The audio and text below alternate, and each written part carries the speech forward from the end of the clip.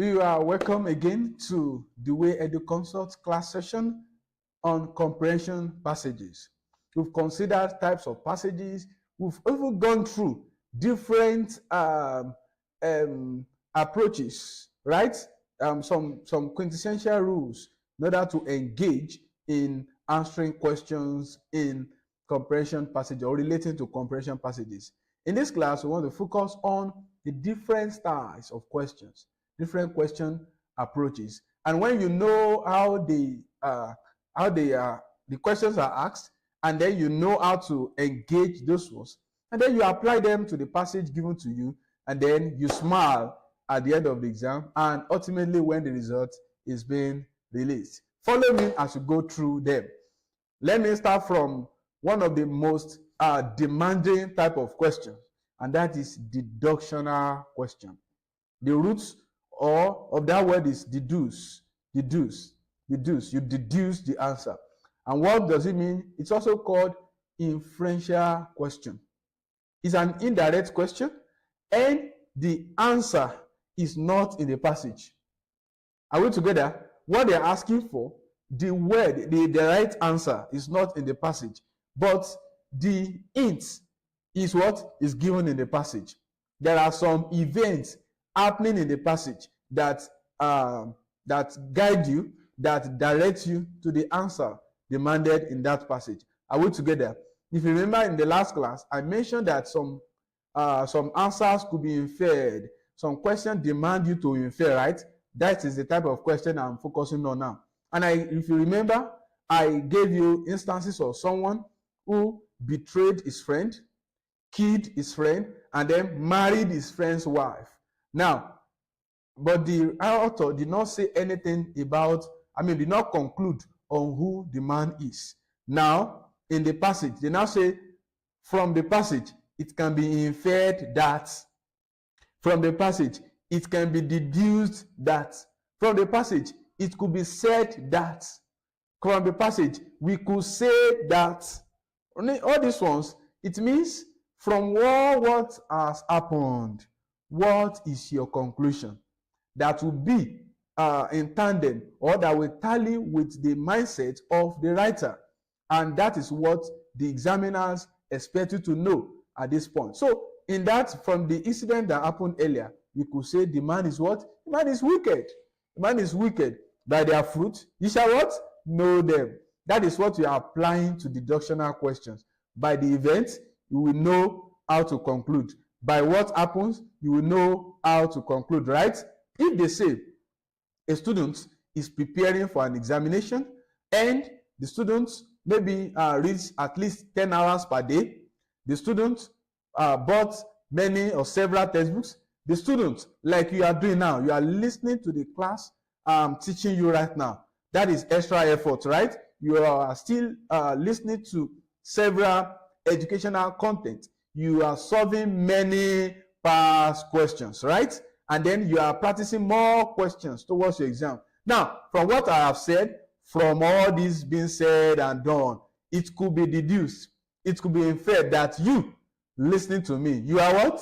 You are preparing hard for your exam. It could be deduced that you are a diligent learner.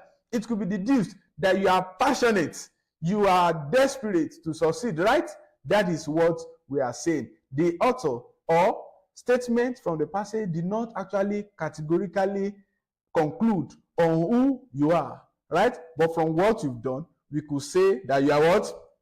You are this. That is the best way to approach deductional question. I believe you get that one right now. So you shouldn't have problem with deductional question again. You summarize all the attributes, all the behavioral patterns, all the features, all the characteristics given to you in the passage, and then you now conclude using another word. That means you must understand English. You must know what certain expressions mean in generally. That is what you are focusing on.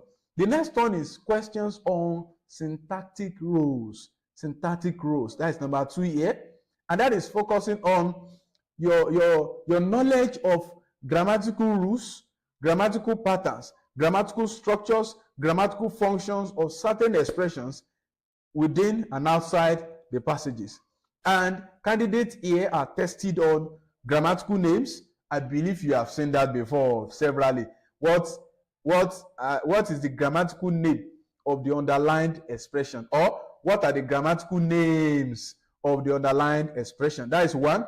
Two, they ask you for grammatical functions of expressions in the passage.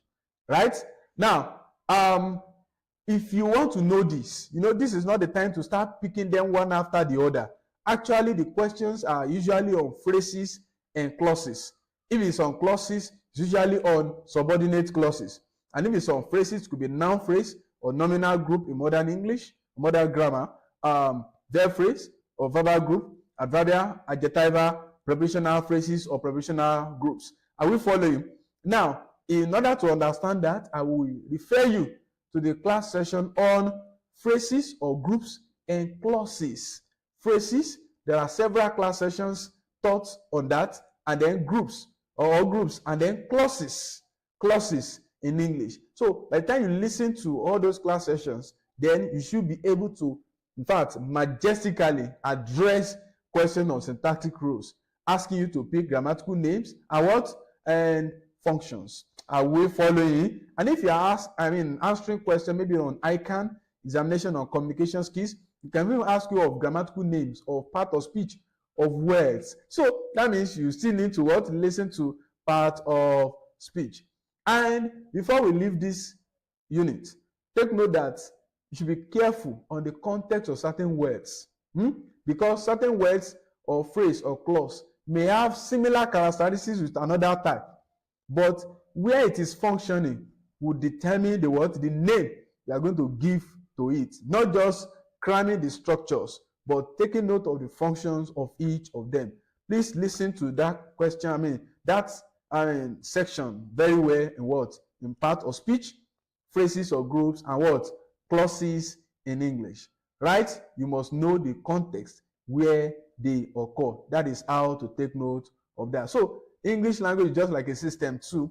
Many organs are working together and then they perform specific functions. So if you don't understand a part very well, it may affect you. Now, we are referring you back to grammar section on part of speech, on on phrases and groups, or on clauses. That is what you are doing. Number 3, questions on thematic preoccupation. Thematic preoccupations. That is from the word theme. Theme. That is the message. That is the overall discussion, the subject matter. What is the passage all about? And one of it is you may be asked to suggest a suitable title for the passage. Have you seen that before? That is it. An appropriate title, a suitable title for the passage. Now, you need to determine the style used by the author, techniques of writing. You consider that under paragraph, right?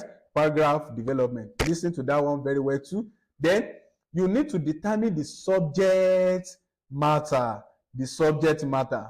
We've said it earlier in the last class. The subject matter will be the overall message. What is the passage all about? If you want to write, maybe, for instance, let me present some things. When you say corruption, give me another thing related to corruption. You have bribery, you have nepotism, tribalism, then you now have other things like unemployment, you have inflation, you have poverty. Now, let me add one more, insecurity. If you had these five things, corruption, insecurity, unemployment, poverty, inflation, then the 5. Can you tell me one thing that summarizes this? An expression, a phrase that summarizes this. All these 5 ideas could be summarized under the expression major socio-political challenges in a typical African country.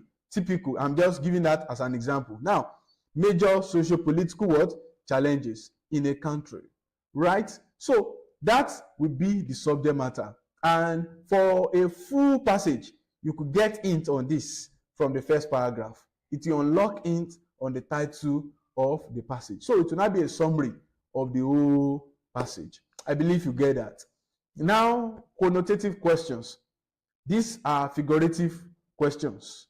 They are appealing to non-literal, non-general parts of a passage. They are aspects that you don't really see the direct one-on-one interpretation from the content or the component of the passage. You will have to go and interpret based on your social experience, based on your cultural background, based on your vast knowledge of what a word actually means, what a color means, what a gesture means, what an expression is. In fact, what you can use animal to describe a human being. Yeah, you can use an event to describe someone. You can use something, a major event that happened in the past, to actually attribute it to something at the present. In fact, someone who is not familiar with all this might not be able to get them. Are we together? And then you need, under here, you could ask question on idioms. You need knowledge of idioms. I will refer you back to the section of idioms in our on all the class session you'll be listening to. There is one dedicated to idioms, idiomatic expressions, and phrasal verbs. There is, in fact, you have a section dedicated to figures of speech. Figures of speech is also needed here. Figures of speech. There's another one dedicated to proverbs. You need to listen to them. By the time you get them, where they now say a tip of the iceberg, what does it mean? Is like walking in the shadow. What does it mean? All those expressions. Look up, look at, look to, look for. What do they mean? They have meanings different from their linguistic or dictionary description. Beyond that, you get them from the context of the passage. By the time you listen to all those ones, you now have a problem with connotative questions. I believe you understand me better. So please, figures of speech, topic, idioms, proverbs, and phrasal verbs. We also have attitudinal question. We have textual questions. We have dentition question, and then we have lexical usage question. In the next class, I'm going to be taking this and explaining these next four to you. Make sure you still continue with me. Thank you for listening, and God bless you.